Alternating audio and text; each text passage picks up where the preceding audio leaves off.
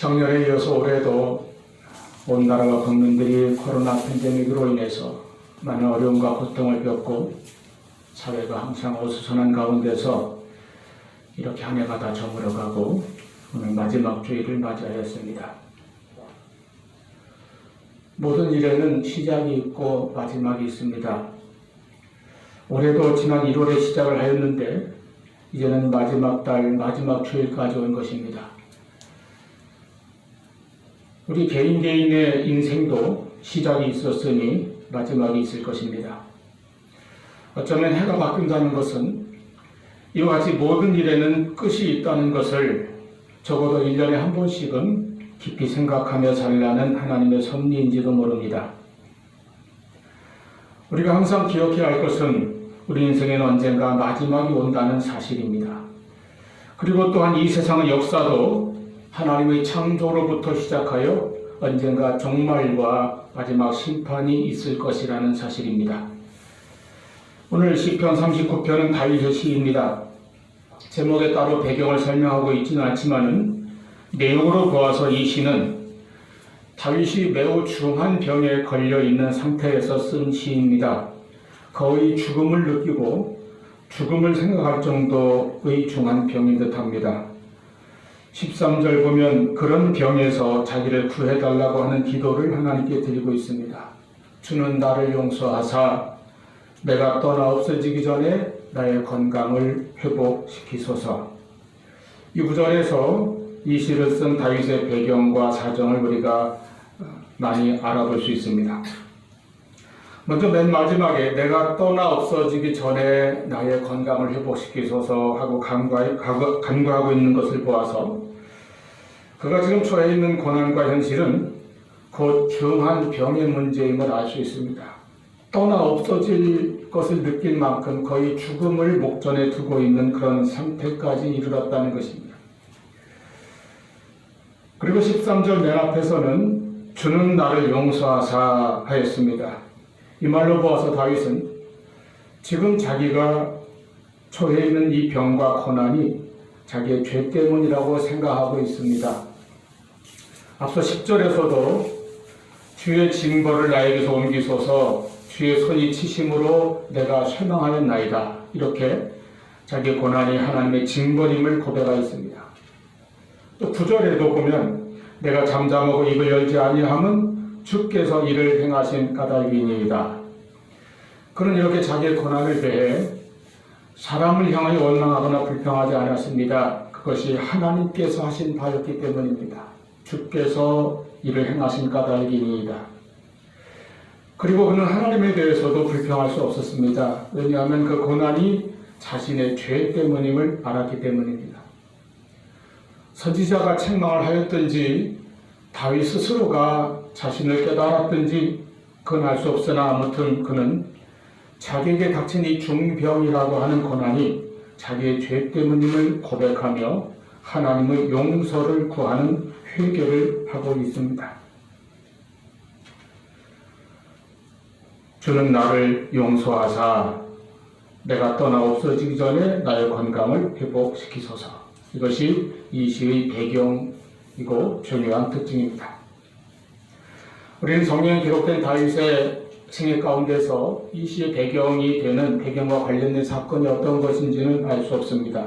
우리가 알 수 있는 것은 이 같은 인생의 깊은 고난을 겪으면서 죽음과 맞닥뜨릴 만큼 절박한 그 처지에서 다윗은 인생의 중요한 영적인 교훈을 깨닫고 배우고 있다는 사실입니다. 그리고 그 같은 영적인 교훈과 진리는 오늘 이 땅에 살아가는 우리 모두가 다 배우고 알아야 할 것입니다. 인생의 근본적인 중요한 문제라는 사실입니다.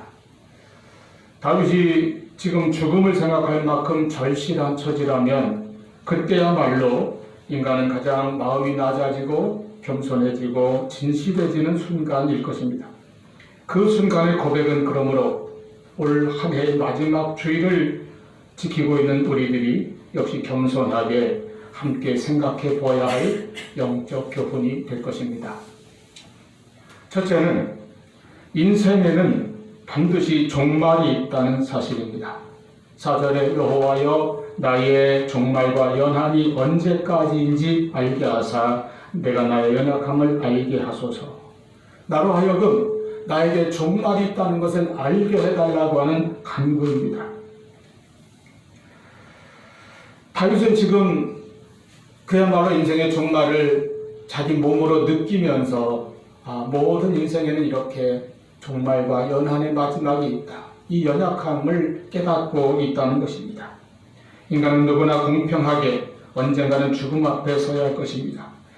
그 죽음에 대한 준비가 되어 있지 않은 사람은 사실은 지금 살아갈 준비도 되어 있지 않은 것이라고 볼 수 있습니다. 여러분, 구원받은 성도의 삶이란 내게도 종말이 있음을 알고 그러므로 오늘 나는 어떻게 살 것인가를 하나님의 뜻에 비추어 생각하며 살아가는 그런 신앙의 자세가 됩니다. 인간의 죽음에는 두 가지가 있습니다. 영의 죽음과 육신의 죽음입니다. 그리고 죽음은 그 본질상 분리입니다. 영의 죽음은 내 영혼이 하나님과 분리되는 것입니다. 그런 상태입니다. 육신의 죽음은 내 영혼과 내 육신이 분리되는 것입니다. 육신의 죽음은 누구나 알 수 있지만 영적인 죽음은 겉으로 드러나지 않을 수도 있고 그래서 겉으로 봐 모를 수도 있습니다. 그런 상태에서 여전히 세상에서는 잘 살아갈 수도 있습니다. 그런데 우리가 한 가지 여기에 나무가 있다고 봅시다. 그 나무에서 가지 하나를 꺾어봅니다. 그 꺾어진 가지를 손에 놓고 볼 때 지금 보면은 여전히 푸른 잎도 달려있고 싱싱해 보입니다. 이것은 살아있습니까? 죽어있습니까?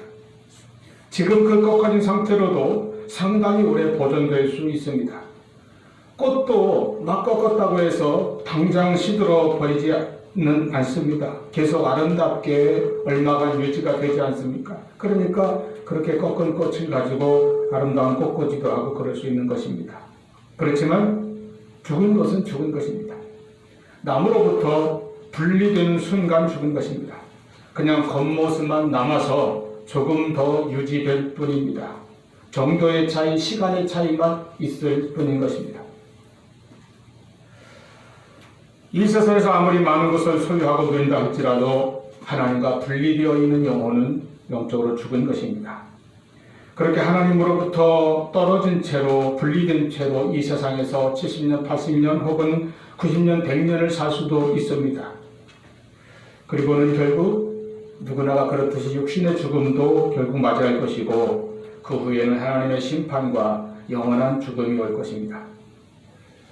이렇게 모든 인간에게는 종말이 있다는 것을 아는 것이 참 지혜입니다. 그리고 그에 대한 준비가 바르게 되어 있을 때에 오늘을 살아가는 우리의 인생도 하나님의 뜻 안에서 착하고 충성된 종으로 살아갈 것이며 오늘 이 땅에서도 영원한 생명을 소유하고 살아가는 삶이 될 수 있을 것입니다. 아주 오래전 제가 젊었을 때 목회 거의 초기에 한 선배 목사님의 글을 읽었는데 잊을 수 없는 내용이 하나 있었습니다. 어떤 청년이 20대 후반 젊은 나이에 암에 걸렸는데 가망이 없었다고 합니다. 그는 우리나라 최고의 대학을 나온 수재였습니다. 근데 의사도 가족들도 차마 그 사실을 그 청년에게 알려줄 수가 없었다고 합니다. 그러면서 그 목사님에게 복음을 전해달라는 부탁을 해봤습니다. 그래서 이 목사님이 병실에 들어가 간절히 복음을 전했습니다. 근데 그 청년은 그냥 웃기만 하면서 그 복음을 받아들이지 않는 것입니다. 그러면서 계속 하는 말이 자기가 이제 퇴원해서 나가면 무엇을 어떻게 할 것인지에 대해서 자기의 미래에 대해서 화려한 꿈과 계획에 대해서 자랑스럽게 늘어놓더라는 것입니다. 여러분 얼마나 안타깝습니까? 정말 기가 막히지 않습니까? 그런데 예수 그리스도를 알지 못하는 사람은 결국은 다 똑같은 것입니다. 이 땅의 것만 생각하며 살다가 그것으로 끝나는 것입니다. 창세기 19장에 보면 소돔과 고모라가 온갖 방탕과 죄악으로 멸망하게 되었습니다. 하나님께서는 그 음란한 도성에 대해서 유황불의 심판을 준비하셨습니다. 그런데 하나님께서는 20절에 보면 아브라함을 생각하셔서 아브라함의 조카 롯을 그 성에서 내보내셔서 구원하셨다고 했습니다. 그때 천사들이 와서 롯에게 그 사실을 알려주었습니다. 하나님의 계획을 알려주면서 이 성 밖으로 대피할 것을 권했습니다. 롯은 천사들의 말을 듣고 자기의 딸들과 결혼할 두 사위들에게도 그 사실을 알려주었습니다. 함께 피하자고 한 것이지요. 그런데 창세기 19장 14절에 보면 그들은 롯의 이 말을 농담으로 여겼더라 하였습니다. 그래서 그들은 끝내 소돔성 안에 있다가 유황불의 심판을 함께 받았습니다. 분명히 구원받을 기회가 있었음에도 그들은 농담으로 여겼다가 멸망당하고 말았습니다. 예수 그리스도의 복음에 대해 많은 사람들이 똑같은 태도를 취하며 인생을 살아가는 사람들이 많습니다. 복음을 거부하거나 롯의 사위들과 같이 예수님에 대한 소식을 진지하게 받아들이지 않습니다. 그냥 웃어넘길 때가 있습니다. 그러한 삶은 진실로 이 세상에서나 그 이후에나 정말 허무할 수밖에 없습니다.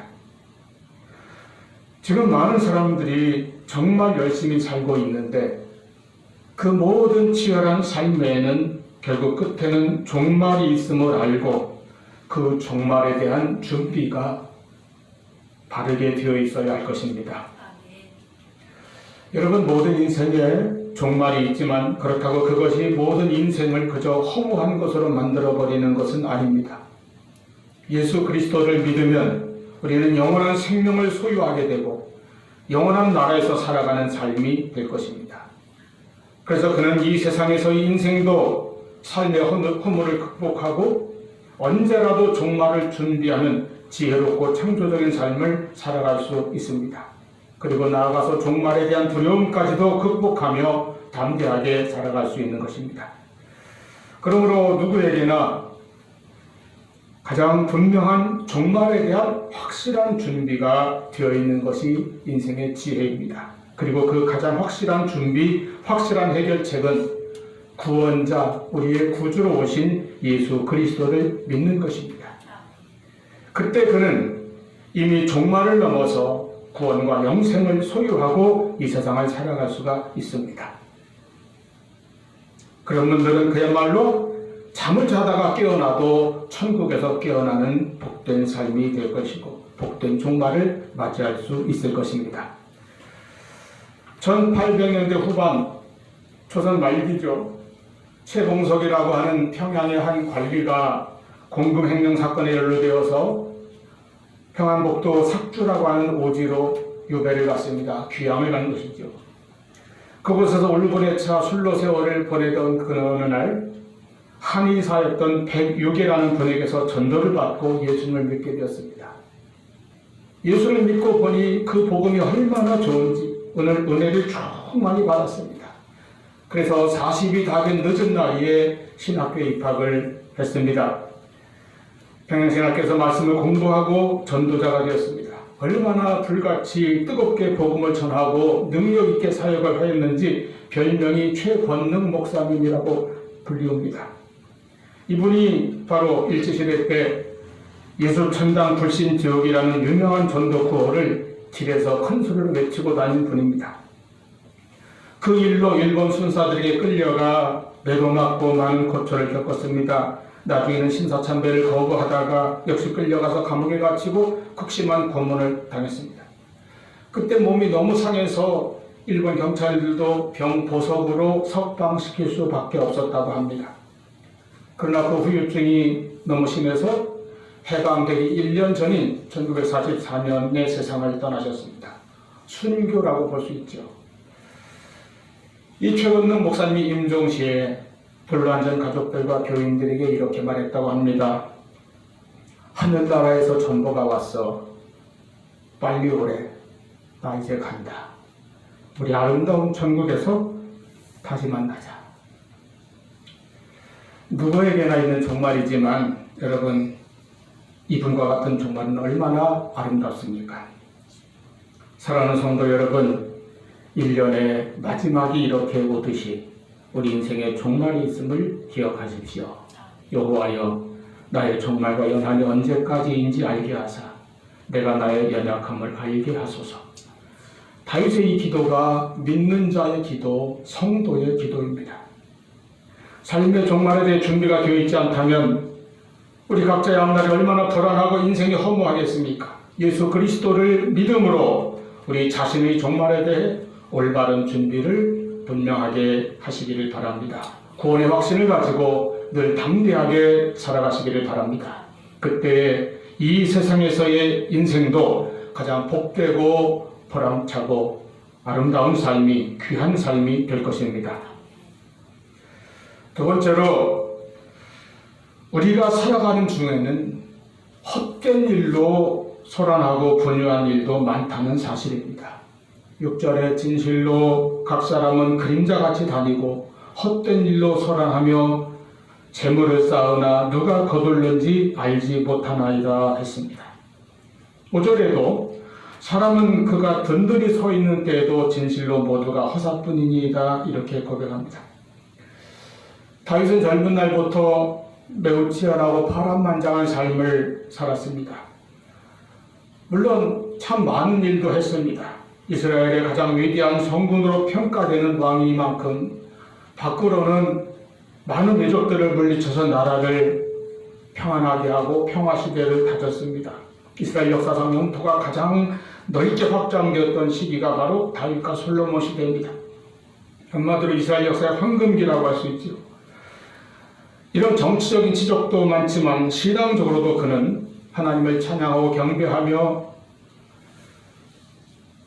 하나님께 영광을 돌리는 수많은 시편을 남겨서 우리에게 영적인 은혜를 또한 끼치고 있습니다.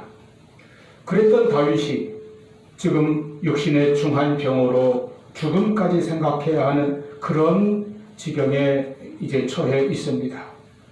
그러고 보니까 그런 상태에서 자기의 삶을 돌아보니 이제까지 자기가 분주하게 살아왔던 것들 가운데 참 헛된 것도 많았다. 헛된 수고가 많았고 헛된 일로 소란스럽고 분주하게 살아왔노라고 그런 고백을 남겨놓고 있습니다. 우리는 어떠할까요? 정말 보면 사람들 열심히 삽니다. 제가 학교 다닐 때 정말 치열하게 살아가는 인생을 보고 싶으면 새벽 6시 첫 시내버스를 타보라는 그런 에세이를 읽은 적이 있습니다. 그러면 그 첫 차에 몸을 싣고 그 새벽부터 각자 일터로 나가는 각색의 사람들을 볼 수 있을 것이라는 그런 묘사였습니다. 그런데 그 첫 차를 타고 일하러 나가는 사람들보다 더 부지런하고 바쁜 사람도 있습니다. 바로 그 차를 운전하는 기사분들이죠. 6시에 첫 차가 나간다면 이미 한 5시 반쯤 출근해서 차량을 점검하고 준비를 해서 운행을 시작한다고 합니다. 다 이렇게 바쁘게 열심히 노력하며 삽니다. 그런데 막상 죽음 앞에 직면하게 되면 자신이 한평생 살아왔던 그 많은 수고들에 대해서 어떤 것은 정말 헛되다는, 헛수고였다는 느낌을 가질 수밖에 없는 것이 우리 인생이고 우리 사람들이라는 것입니다. 이것이 다윗이 깨달은 지혜입니다. 다윗이 자기의 삶을 돌아볼 때 느낀 것입니다. 우리 인생이 하나님 앞에서는 한뼘 같은 순간입니다. 그 인생을 자기 자신의 처지에서는 나름대로 열심히 수고하며 살아갑니다. 각자 정말 최선을 다하며 애쓰고 삽니다. 그런데 그런 지금의 수고들이 과연 내 죽음 앞에서는, 내 인생의 종말에서는 어떤 가치를 가지게 될까? 여러분, 1년에 한 번쯤은 이 마지막 주일이라도 우리가 그런 것을 돌아보고 깊이 생각해야 되지 않겠습니까?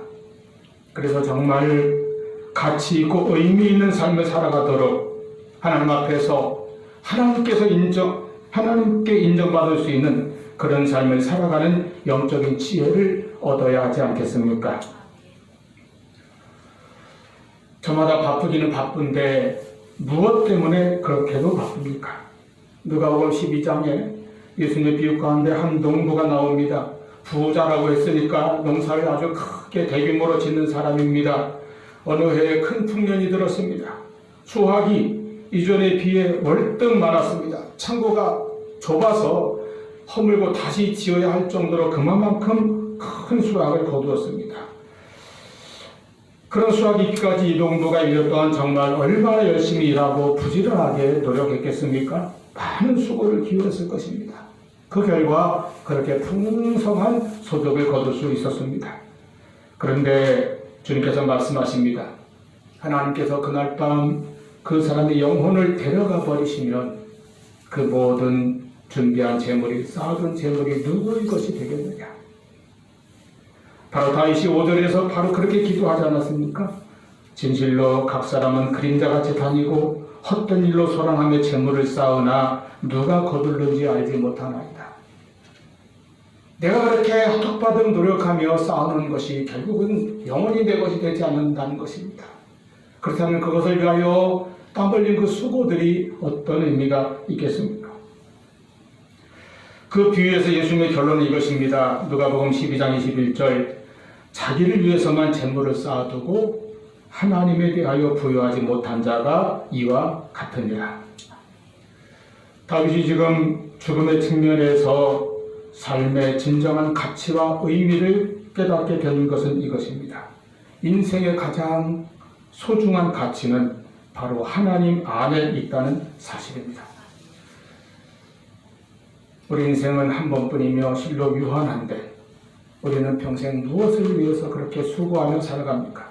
오늘 내가 얻고자 하는 그 성공과 명예나 부귀나 이런 것들이 과연 얼마나 내 영혼을 지탱할 수 있습니까? 내가 그토록 모으려고 애쓰는 재물들을 과연 나는 얼마나 오랫동안 그것을 소유할 수 있습니까? 내가 시간과 노력을 들여 추구하는 그 많은 것들이 얼마나 나를 진정으로 행복하게 만들어 줄 수 있고 나의 인생에 가치와 의미를 가져다 줄 수 있습니까? 여러분, 우리의 삶의 모든 노력들이, 모든 수고들이, 모든 애씀들이 헛되지 않는 그런 삶이 되기를 바랍니다. 영원히 가치가 있는 부요함을 찾을 수 있는 영적인 부요함을 쌓아가는 그런 영의 눈이 우리에게 열리기를 바랍니다. 세 번째는 우리의 참된 소망은 하나님께 있다는 사실입니다. 7절 말씀 정말 아름다운 기도입니다. 주여 내가 무엇을 바라리요 나의 소망은 주께 있나이다. 짧지만 참 아름답고 진실된 믿음의 고백입니다. 주여 내가 무엇을 바라리요 나의 소망은 주께 있나이다. 여러분, 항상 하나님께 우리 삶의 모든 소망을 두고 살아가시기를 바랍니다. 이 세상에서나 저 영원한 천국에서나 우리의 참된 소망은 오직 하나님께 있습니다. 나의 소망은 주께 있나이다. 이 기도는 하나님만을 의지한다는 믿음의 고백입니다. 그리고 하나님만으로 만족한다는 고백이기도 합니다. 하나님께만 소망을 둔다는 표현입니다. 18세기 빅토리아 시대의 화가 조지 프레드릭 와츠라고 하는 화가가 그린 한 그림이 영국의 테이트 미술관에 걸려 있다고 합니다. 둥근 지붕 위에 한 여인이 눈을 붕대로 감싼 채 하프를 연주하고 있는 그림입니다. 자세히 보면 하프의 줄들이 다 끊어지고 한 가닥만 남아있다고 합니다. 그런데 여인은 그 하나 남은 줄로 곡을 연주해 나가고 있다는 것입니다.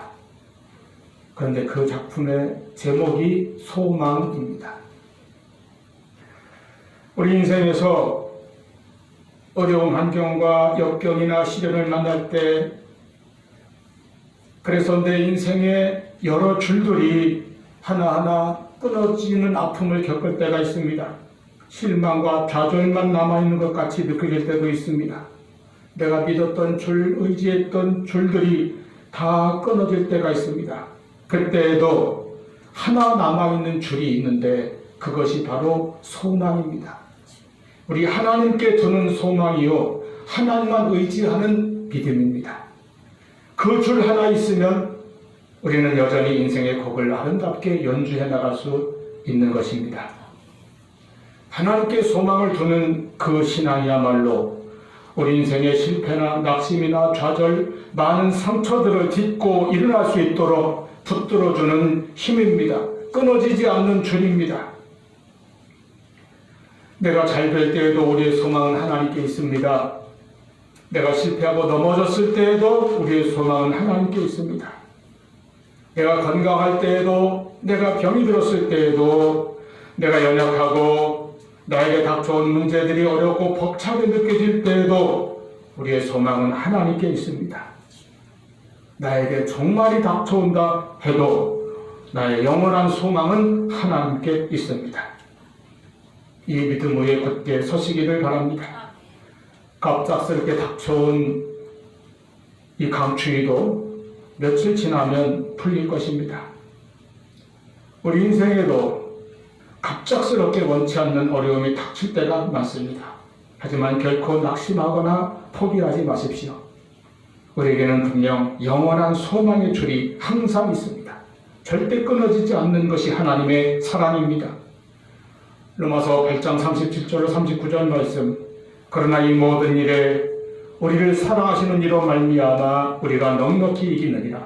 내가 확신하노니 사망이나 생명이나 천사들이나 권세자들이나 현재 일이나 장래일이나 능력이나 높음이나 깊음이나 다른 어떤 피조물이라도 우리 주 그리스도 예수 안에 있는 하나님의 사랑에서 끊을 수 없으리라.